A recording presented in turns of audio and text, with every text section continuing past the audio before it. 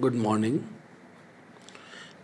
I'm Dr. Sanjay Jain, Associate Professor in Mathematics at SPC Government College, Ajmer. Today, I'm taking second chapter of Continuum Mechanics, in which we studied analysis of stress in a continuum. For that, first we must study or come to know that what is continuum approach. In many engineering problem, mechanics problem, mainly engineering mechanics are concerned with the behavior of matter in motion or in equilibrium under the motion under the action of extremely applied forces in various environment.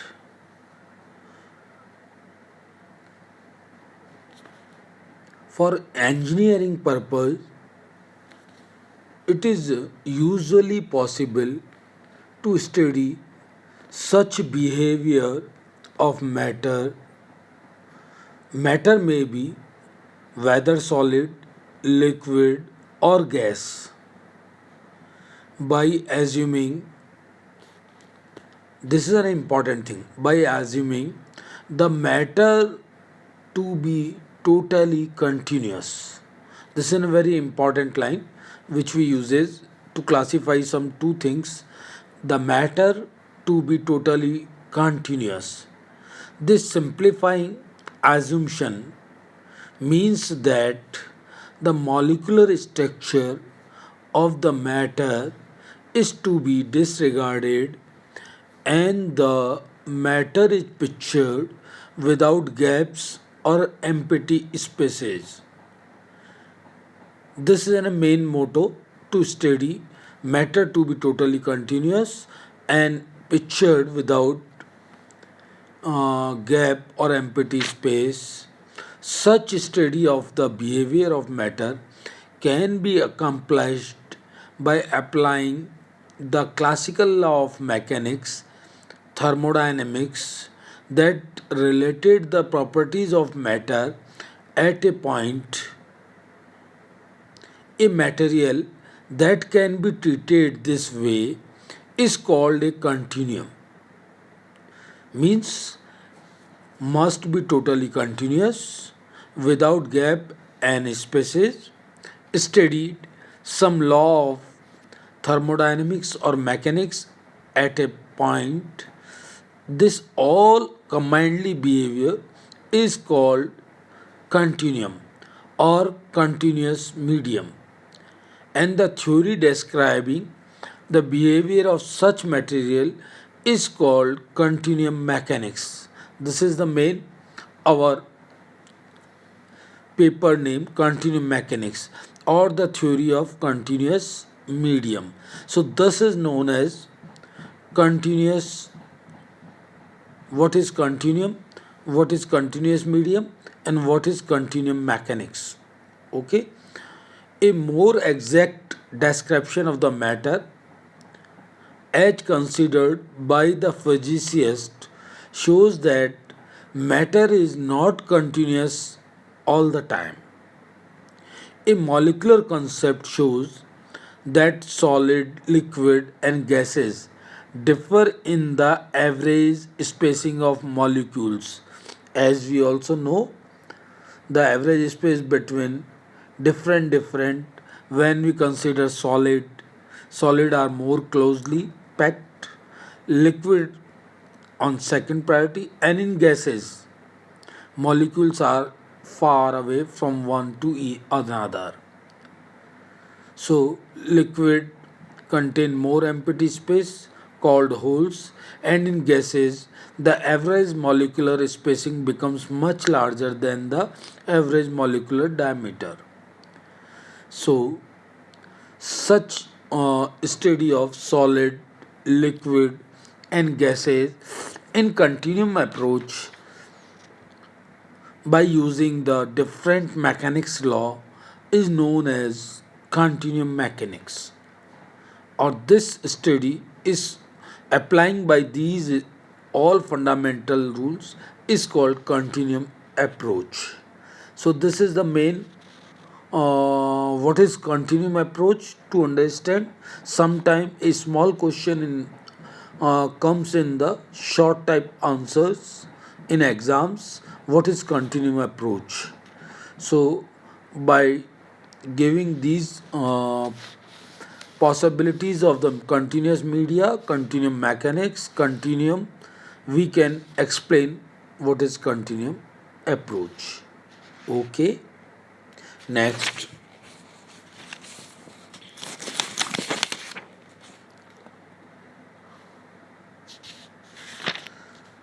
Now we are taking some fundamental or some supportive examples are taken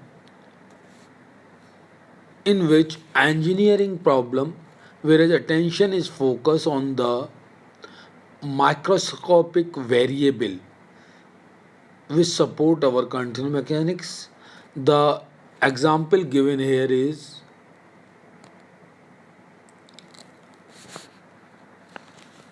number one, life of an airplane. This is a supportive case as our study for solid, liquid, and gases. Or second example is force to rupture a bar. These two supportive example, the particular viewpoint of fundamented in favor of continuum approach.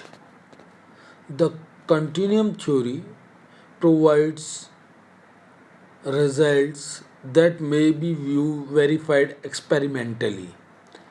It doesn't attempt to explain what matter is, but does provide useful answer. Okay, there are certain behavior of matter that can't be explained by the continuum approach. There also exists some example in which matter is not totally continuous, and these examples are fatigue crack formulation in solid, highly turbulent motion of liquid and gases.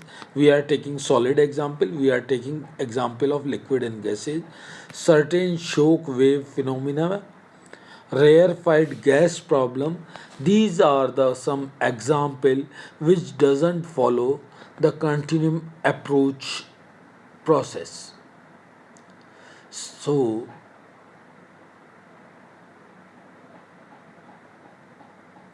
sometimes even these situations continuum mechanics with certain empirical information or information obtained from particle theory will still yield reasonable answer. The mechanics of continuous media is concerned with the problem of motion and deformation of solid and fluid under the action of externally applied body and surface forces, which we studied later on. So, these are some favorable or unfavorable example of continuum approach. After that, we are taking some fundamental properties. The basic postulate of the continuum theory assume that certain types of the matter may be assumed continuous without hole or empty space. Analytically, this implies that continuum theory is based upon the theory of limits, okay, like gaps are more in liquid and gases in comparison to solid. So there are some limiting points. Okay, so it is based upon theory of limits. Thus all properties to be introduced are defined to be point function which vary continuously with time. This is an important line. Vary continuously with time.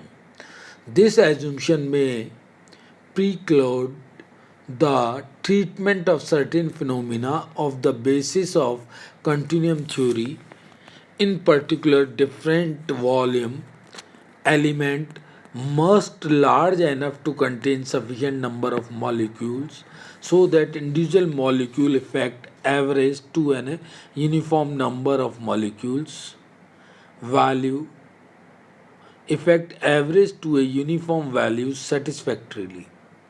Okay, or sometimes statically also.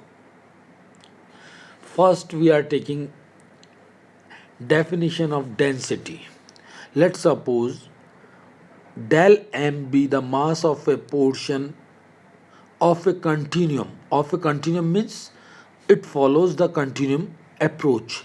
Portion of a continuum occupying a volume del v containing at a point p containing a point P, the average density of the portion of the continuum is defined as the ratio of, as we know, what is the density? Mass over volume. Here we are taking del m be the mass of some portion of a having continuum properties, and del v is the volume of that particular area.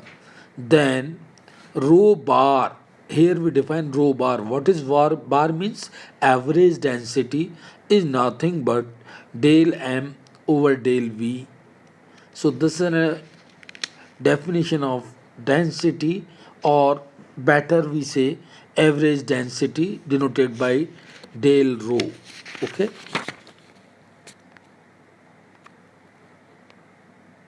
Next, the density at a point in a continuum is defined to be the limiting average density. Whatever we are studying density, we are taking limiting here. After taking limiting average density as the volume del V shrink to the point P, particular point P, it is assumed that such a limit exists at every point. Mathematically, density may be defined as, here we are taking simple rho, density at a point is nothing but a limit del V tending to 0, del M over del V, that becomes due to limiting point, it becomes full derivative, that is dm over dv. Okay, by showing this diagram, where is point P, what is del M, what is V. Okay, a finite volume of a point in a continuum. So this is an density when we taking limiting criteria. Next one is temperature. For a finite volume, this is the mean value of the kinetic energy of the random motion of molecules in the volume surrounding P. P point, what we have taken, volume of that point, and random molecule surrounding this volume when it is in thermal, chemical, and mechanical equilibrium with the surroundings. Temperature at a point is given by taking the limit as the volume shrink to be the point P. It is measure of the thermodynamic equilibrium state. Temperature at a point P will be indicated by the symbol capital T and the function of a position and time in general. Okay, so we are taking two main fundamental properties: density, temperature, and after that we are taking some more definition which classifying solid, liquid, and gases. So first we are taking here the important thing which throughout the chapter we are uses classification of continuous media. A media can be generally categorized, may be solid or a fluid, according to the following definition. We classifying two things, solid or fluid, by these definition. First, we are taken fluid. A fluid can be loosely defined as a continuum that doesn't require, this is a very important line, that doesn't require external force to maintain its deformed shape. This is a main important thing. What is fluid? A fluid can be loosely defined as a continuum that doesn't require external force to maintain its deformed shape. And this fluid can be classified in two ways. When it is compressible, it is called gas, and when it is incompressible, it is called liquid. So fluid may be gas or liquid. So two category of gas and liquid, in which molecules are at different places or having distance in comparison to solid, taken in a category that is called fluid. Okay, so fluid is defined in two category, that is, if it is compressible it is gas, or it is an incompressible it is liquid. Okay, next we are taking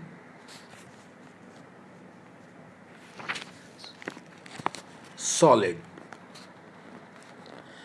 A solid can be loosely defined as a continuum that require external force to maintain its deformed shape.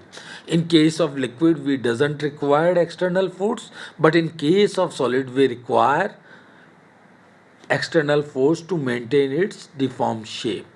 According to its behavior, a solid may be called, here also we are define many type of solid.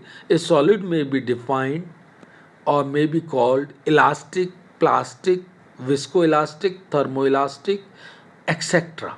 Usually it is assumed to be have uniform density.